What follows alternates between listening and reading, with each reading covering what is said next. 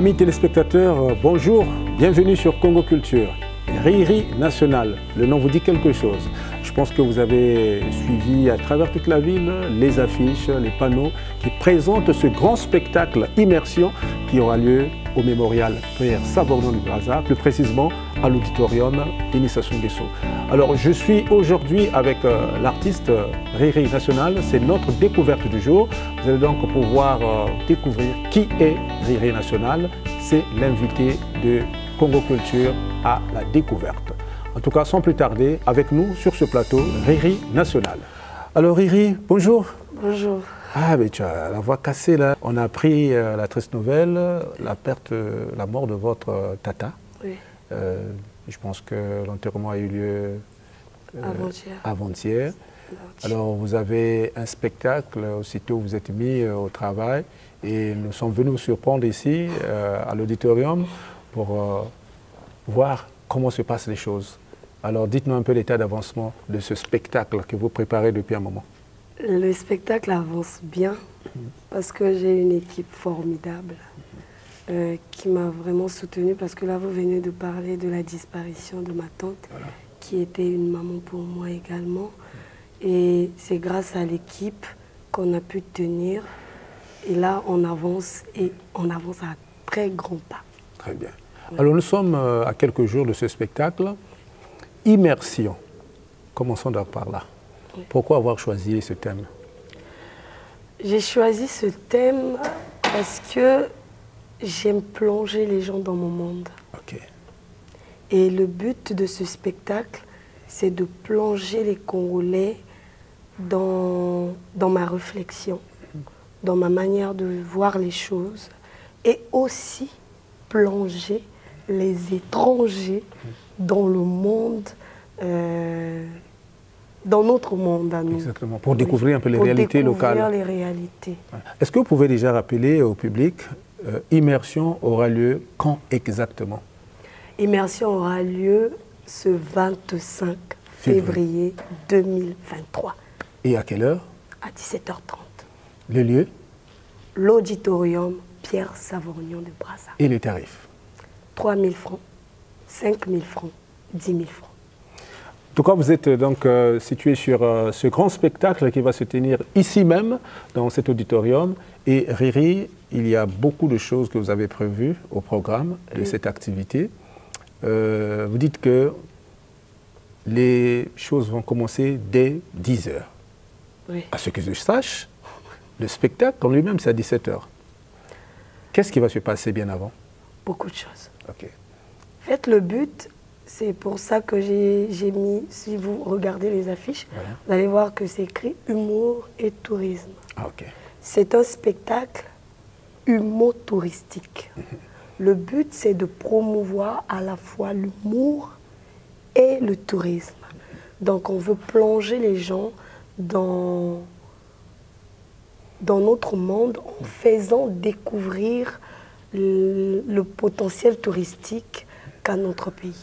Alors, il faut dire aussi que Riri, au-delà de votre passion pour la comédie, oui, vous êtes guide touristique de formation. Oui. Est-ce que le choix du mémorial Pierre Savorgnan de Brazza est un choix anodin comme ça? Non.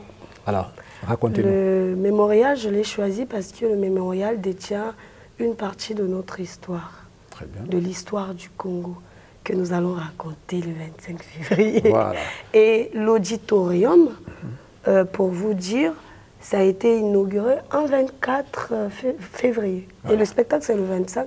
Ça veut dire qu'il n'y a pas de hasard à ça.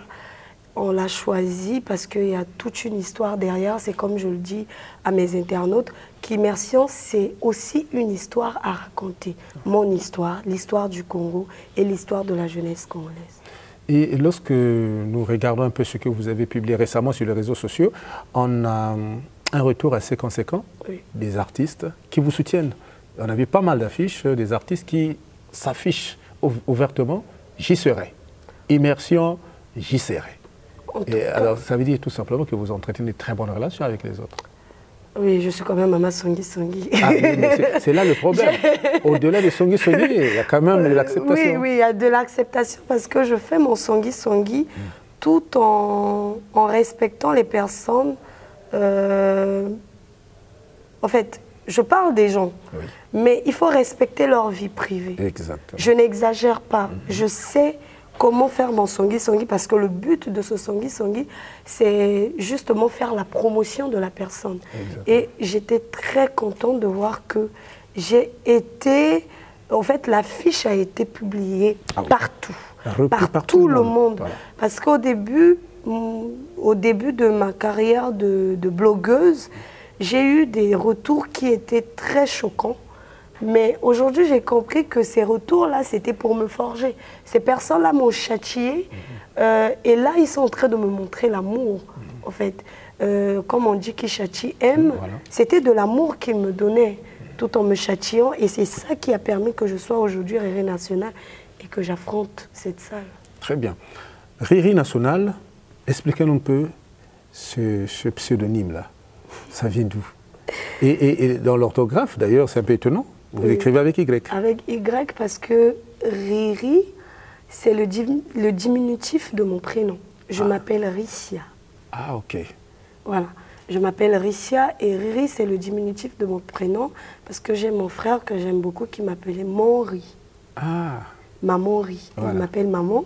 Et mes internautes m'ont surnommé la nationale compte tenu des sujets que j'abordais sur les réseaux sociaux, vu que j'étais sur le changement de mentalité. Donc j'ai pris la nationale et j'ai pris le mot Ri, j'ai ajouté Ri pour faire Riri National. Alors, vous avez commencé en tant que blogueuse. Oui. Une influenceuse qui a choisi des sujets assez pertinents, qui ont accroché. Et l'idée venait d'où? Et c'était en quelle année?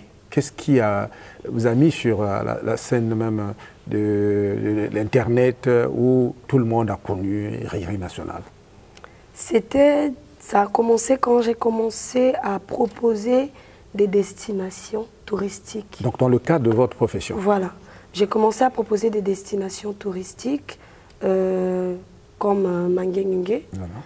Et j'ai vu que j'avais du mal à écouler les tickets, à communiquer.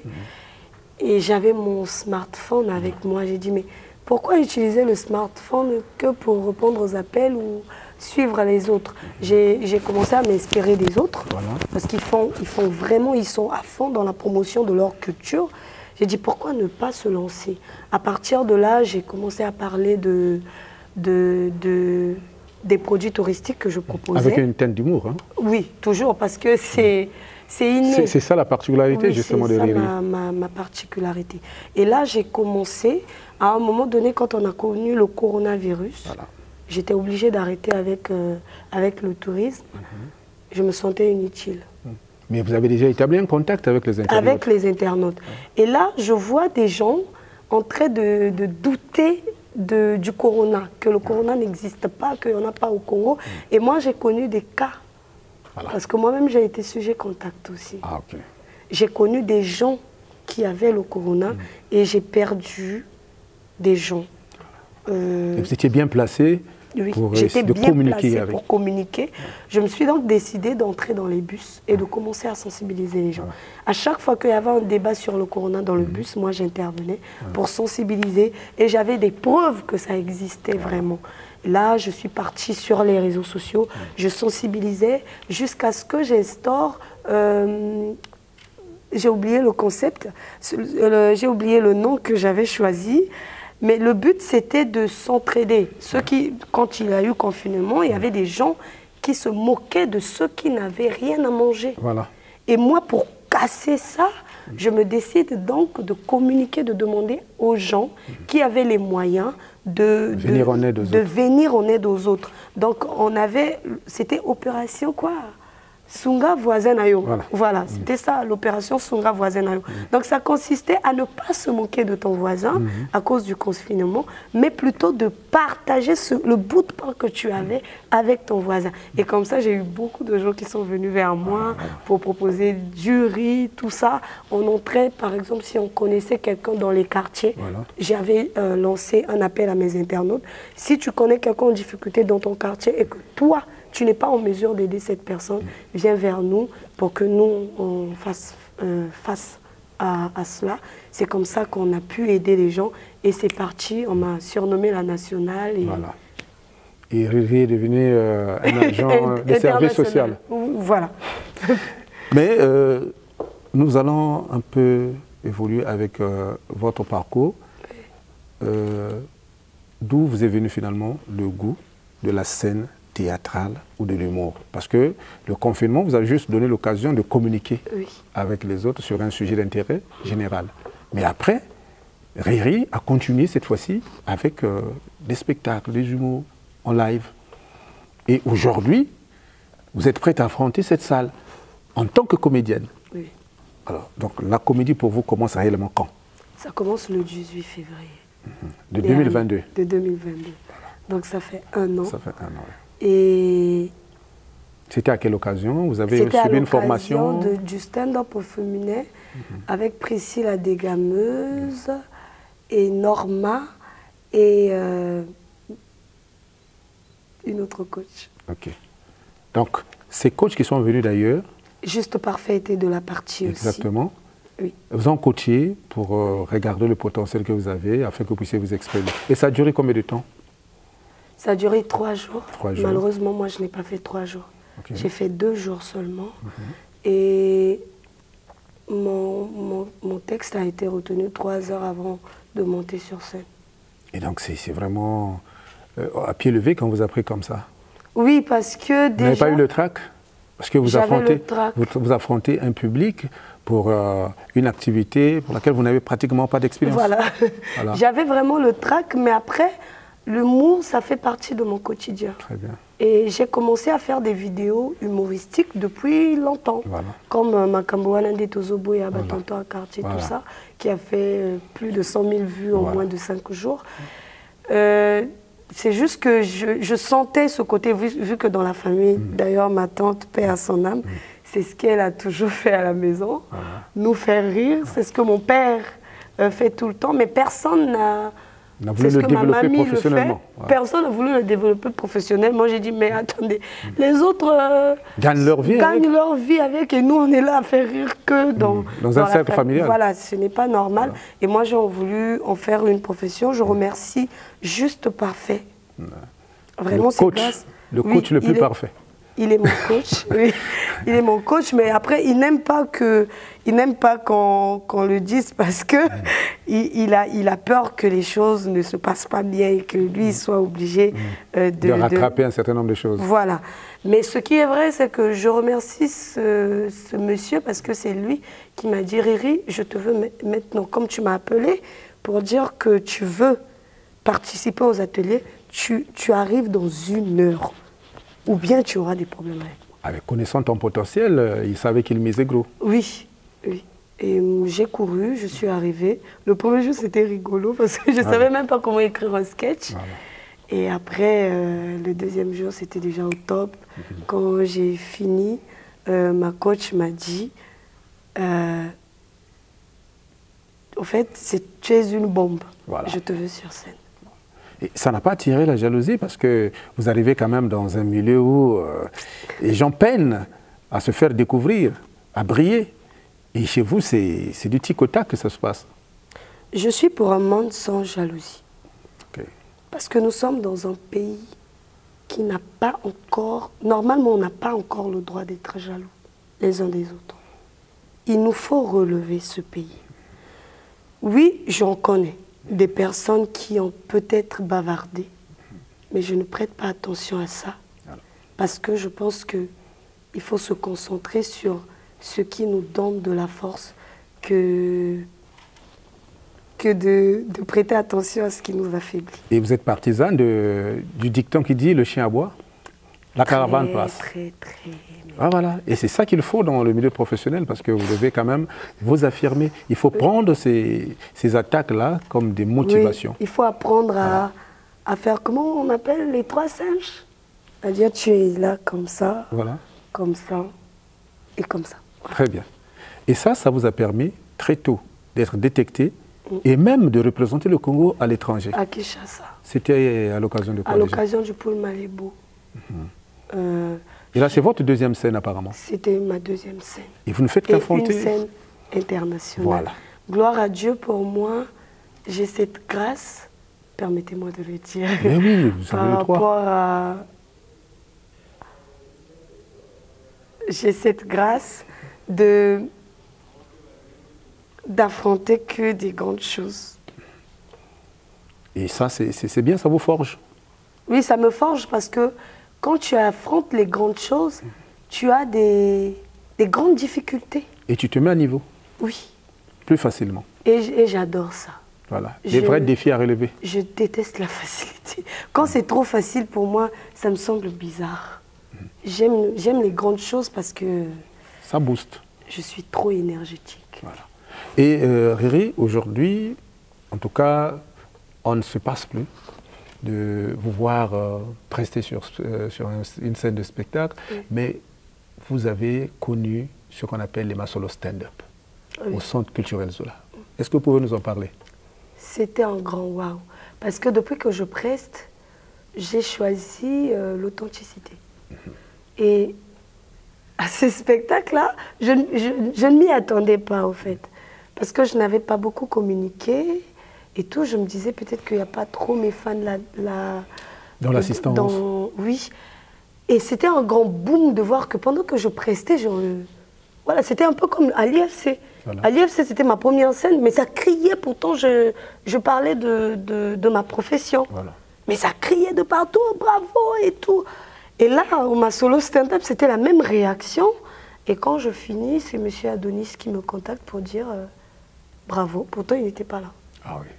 Il a toujours ce retour. Il me dit bravo, on m'a parlé de toi, de ce que tu as fait au Masolo stand-up. Vraiment, on te félicite. Bravo, continue comme ça. Et entre les spectacles et ton métier de guide touristique, comment tu arrives à agencer les choses? Je mélange les deux. Parce que mon but, puisque je sais que mon pays a un grand potentiel touristique, et j'y crois, personne ne peut m'arrêter, que le Congo a la langue avec la bonne gérance. Et peut devenir l'une des meilleures destinations d'Afrique, sinon du monde. C'est ça, avec tout ce que nous avons comme parc. Oui. Voilà. Alors, dites-nous un peu, le maillon faible du tourisme congolais, c'est quoi? Pourquoi ça ne marche pas aujourd'hui?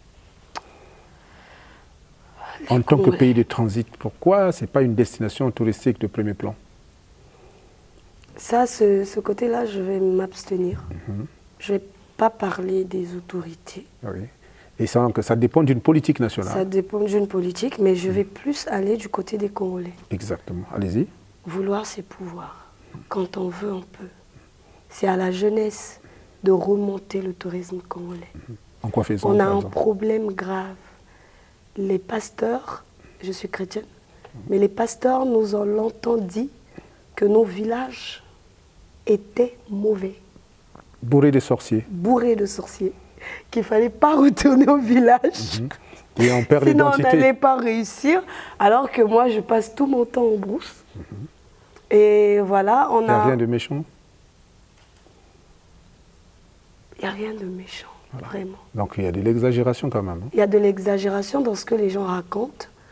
Et le Congolais doit se lever maintenant. Parce que moi, Riri National, en tant que guide, si je cite encore d'autres personnes que je connais, comme mon frère Christian, Kiki Lawanda, voilà. Et puis Prince de Aquabatour, on se bat. Nous nous battons, Guillaume également, on se bat à promouvoir le tourisme à la manière dont nous avons appris. Mais le problème, c'est que le Congolais ne veut pas s'y mettre avec nous. Déjà, nous, on ne peut pas détecter tous les villages ou tous les potentiels, touristiques de chaque village. Voilà. C'est aux Congolais de retourner dans leur village pour détecter ou, je ne sais pas, les potentiels touristiques, puis de nous faire des retours pour que nous, à notre tour, qu'on fasse la promotion de ces villages-là. Et créer aussi les conditions d'accueil. Voilà. Or, le Congolais, il ne veut pas retourner dans son village. Nous sommes obligés de ramer, de faire tout ce travail-là. Et c'est difficile, c'est pénible. C'est d'abord aux Congolais de commencer. L'État viendra après. Je pense que l'État fera une fois que nous... Que vous avez fait déjà le premier pas. Je veux choisir mes mots, mais je n'arrive oui. pas. Une fois que vous avez fait le premier pas. Oui, parce que nous, on a fait le premier pas. Voilà. Kikilawanda, Akwaba, Tour, Prince, Riri National, Guillaume, on a vraiment fait le premier pas. On s'est battu pour en arriver où nous sommes aujourd'hui. Et le ministère, après, a pu venir aussi vers nous. Le problème, c'est que, commençons, que cette jeunesse-là commence. Commencez à aimer, commencez à acheter les tickets des excursions. Des fois, quand on met 25 000, 35 000, les gens boudent. Ah oui. Vous boudez alors qu'on doit payer... Attends, il y a le transport, il y a l'hébergement, la restauration. L'hébergement, la restauration, tout coûte cher. Ah oui, oui, c'est vrai. Surtout lorsqu'on repart au village. Voilà. Tout coûte cher. Mais est-ce que de temps à autre, vous mettez ça dans vos sketchs pour en faire d'une pierre deux coups? C'est ça le but. Vous avez, normalement, c'est ça le but. Ah, ok. Et le but, c'est de promouvoir le tourisme à travers l'humour. Ah, ok. Je pense que ça sera mon point fort. Parce que faire l'humour, mon quotidien, c'est mon métier aussi. Le tourisme, c'est pas seulement ce que les gens pensent. Hein. Mettre son sac à dos, les chaussures de sécurité pour se retrouver dans la brousse. Les transports, ça fait partie du tourisme. Tous les paysages Tout ce que nous faisons, ça fait partie du tourisme. Le tourisme englobe, au fait, beaucoup de choses. J'invite d'ailleurs les gens à venir sur ma page et sur la page Brazza Tourisme pour en savoir plus. Parce que les gens ont l'idée arrêtée du tourisme. Genre, deux fois même on nous dit « Ah, les choses des Blancs, là ». Alors que ça se fait ici. Alors que ça se fait ici et avec le Congo est un terrain vierge. Exactement. On doit l'exploiter. Très bien. Et c'est ce que fait d'ailleurs Riri National sur ce plan. Alors, Riri, nous allons chuter sur la question de la femme. La femme congolaise. Bientôt, nous serons là au mois de mars. Comme disait quelqu'un, c'est le mois du pagne. Est-ce que vraiment la femme peut se résumer au pagne? Quelle est la place de la femme aujourd'hui? Quel est l'apport de la femme dans le milieu culturel, le milieu touristique, le milieu artistique? Est-ce que vous voyez vraiment l'implication de la femme? J'ai toujours attendu cette question avec impatience. Avec impatience. Parce que quand je vois le 8 mars, les femmes se résumer au pagne et à la bière, ajouter à ça les conférences organisées, ça me choque. On est plus motivé à aller à cette conférence organisée le 8 mars, à aller boire avec les amis, à porter le pagne du 8 mars, ce qui fait même qu'on enrichisse les Chinois et autres. Alors que la femme congolaise ne se résume pas à ça. J'ai un exemple qui est ma tante qui vient de partir et ma mamie. Ma mamie a eu 13 enfants et des enfants très bien éduqués. Elle les a éduqués, elle ne sait ni lire ni écrire. Wow. Elle a tellement bien éduqué ses enfants. Aujourd'hui, elle a plus d'une centaine de petits-fils très bien éduqués. J'en fais partie. Donc, résumer la femme à un pagne, à la bière et à la danse. Et à la danse, les conférences, ne suffit pas. Et c'est une routine d'ailleurs chaque année. C'est une routine chaque année. On veut que cette année, ça change. Je vais donc lancer un appel aux autorités. On doit revoir cette manière de faire. Parce que là, ça commence à prendre de l'ampleur. Et avec la multiplication des associations, femmes courageuses, femmes battantes. Femmes battantes, femmes dynamiques. C'est des slogans. Femmes de valeur. Ça résonne. Moi, si Aliba, là, voilà. À la fin, on a une éducation dégradée. Voilà. Ça se voit. Parce que même sur le phénomène bébé noir, je sais que beaucoup de gens vont me lapider sur les réseaux sociaux. Il n'y a pas que les autorités. Ah oui. Il y a aussi les parents. Responsabilité partagée. Oui. Parce qu'aujourd'hui, le parent ne vérifie plus le sac de son enfant. Alors que c'est un sac dans lequel traîne une machette depuis des mois, depuis des années. Mais le parent ne prend pas le soin de vérifier. On a des parents qui ne prennent pas le soin même de parler avec leur fille. Voilà. Je vais parler de la question de la sexualité. Justement. On ne veut plus parler de sexualité avec sa fille. On veut plutôt parler, on pense que parler de sexualité, c'est demander à sa fille avec qui tu sors. Yeux, voilà, avec qui tu sors. Est-ce que le gars a de l'argent? Non. Apprends à ta fille. C'est une éducation. C'est une éducation. Et aujourd'hui, on a le phénomène deuxième femme. Voilà. Voilà. Deux fois, j'ai l'impression même que le 8 mars est là pour promouvoir ce phénomène. On a le phénomène deuxième, troisième, quatrième, cinquième femme. Je ne sais pas si un jour je serai peut-être deuxième femme. Je ne critique pas parce qu'il y a des deuxièmes femmes qui sont là parce que voilà, il y a de l'amour. Mais on a un côté où la femme devient une marchandise. Chosifiée. Et ça choque. J'ai souvent du mal à parler parce que quand tu parles de ce sujet, les femmes s'indignent en disant qu'est-ce qu'elles veulent montrer. Et surtout que je suis une femme authentique. Je n'étais pas comme ça. Hein. Ah oui. Avant, j'étais bien cils et tout. J'ai juste compris qu'il ne suffit pas d'être... dans le paraître. Dans le paraître. Mais il faut être. Je préfère être. Oui, être, c'est dans tout ça, immersion et tout. Et des fois même, les femmes me critiquent en disant c'est parce qu'elle n'est pas belle, c'est parce qu'elle est moche, c'est parce qu'elle n'est pas... C'est parce qu'elle est authentique qu'elle critique les autres. Mais je pense qu'il faut se réveiller. Et j'ai beaucoup de choses à dire pendant ce spectacle. Voilà. J'invite donc la femme, la jeune femme congolaise à venir apprendre. Riri, un mot pour votre équipe qui vous accompagne dans ce vaste chantier qui va connaître son épilogue le 25 février. Vous travaillez avec une équipe assez dynamique. Très, très dynamique. Et deux fois moi-même, j'en perds les mots.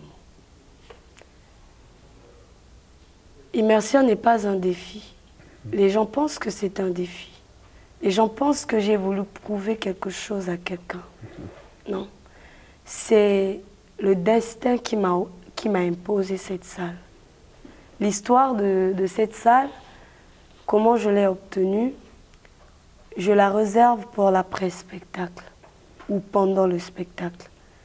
Mais immersion est loin d'être un défi, est loin d'être le résultat d'un acharnement. C'est pas du matalana? Loin de là. Si c'était du matalana, je pense que j'aurais pris le palais des Congrès. Ouais. Ah, ça c'est vrai. C'est pas du matalana. Et mon équipe,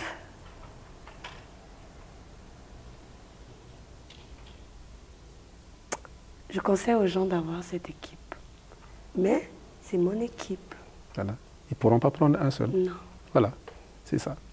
Alors, nous sommes arrivés pratiquement au terme de notre entretien, Riri National. Le public sera vraiment très réactif pour soutenir notre Riri National le 25 février à l'auditorium du mémorial Pierre Savorgnan de Brazza. Alors, s'il vous est demandé, si vous étiez demandé de conclure cette émission, quel mot adresserez-vous à qui et pourquoi? Croyez en moi. Ça, je vais le dire aux Congolais, aux autorités aussi. Croyez en mon potentiel. J'ai beaucoup à donner. Okay. Beaucoup. Vous allez découvrir beaucoup d'autres choses parce que moi-même, de fois même, je me dis, mais comment je peux avoir tout ça sur mon propre corps? Je déborde en fait, d'énergie et de potentiel. Voilà. Croyez en moi, croyez en cette vision, croyez à la vision d'immersion, soutenez-moi, j'en ai vraiment besoin. Ne sous-estimez rien parce que ce spectacle, c'est un grand spectacle qui va permettre au Congo et aux artistes congolais de se démarquer parce que je ne suis pas seule. Ah oui. Je n'ai pas, c'est pour ça que j'ai dit c'est pas du Matalana. Si c'était vraiment le Matalana, j'aurais pris le spectacle pour moi seule. En exclusivité. Mais à ce spectacle sera invité les slameurs et d'autres artistes, même des blogueuses. Okay. Donc je veux partager la scène avec mes frères. Voilà. Alors croyez en moi, croyez en mon potentiel, croyez à cette jeunesse qui veut donner de son énergie pour changer les choses. Et puis, permettez-moi de le dire, je félicite cette jeunesse qui ne se base pas que sur des dires, c'est-à-dire parler, revendiquer ses droits sans eux-mêmes en être des acteurs, c'est-à-dire s'impliquer. Sans eux-mêmes s'impliquer. Voilà. Aujourd'hui, la jeunesse s'implique et c'est ce qu'on a toujours voulu. C'est ce que je crie depuis 2020 dans mes vidéos. Voilà. Je demande à la jeunesse de s'impliquer et aujourd'hui, on voit le résultat. Il y a des avancées. Oui, on voit le résultat. Je vais demander à cette jeunesse de s'impliquer encore et encore et de ne pas toujours attendre le gouvernement. Ça va choquer, mais voilà. Voilà, choquer pour plaire, comme qui dirait. Merci beaucoup, Riri National. Je pense que tout est dit. Et la balle se trouve donc dans le camp de ceux-là qui doivent prendre cette décision courageuse de se déplacer le samedi 25 février, ici même, au mémorial Pierre Sabon-Graza, au niveau donc, de cette salle, afin de soutenir non seulement Riri National, mais tous ceux qui vont prester avec elle pour le bonheur de la culture congolaise et pour le mérite de la jeunesse congolaise, non, sans oublier de la femme congolaise que vous êtes. En tout cas, c'était l'émission Découverte avec Riri National. L'équipe de Congo Culture s'est donc déplacée pour venir en ce lieu rencontrer Riri National afin de vous faire vivre les péripéties de la préparation de ce spectacle avant que vous puissiez apprécier le live ici sur place. Ne vous faites pas raconter ce spectacle. Vivez-le en direct pour pouvoir le raconter aux autres. Riri National, c'était notre découverte du jour. Congo Culture n'en finit pas de vous faire découvrir les merveilles de la culture congolaise. Rendez-vous pris pour la semaine prochaine avec un autre artiste. Ciao.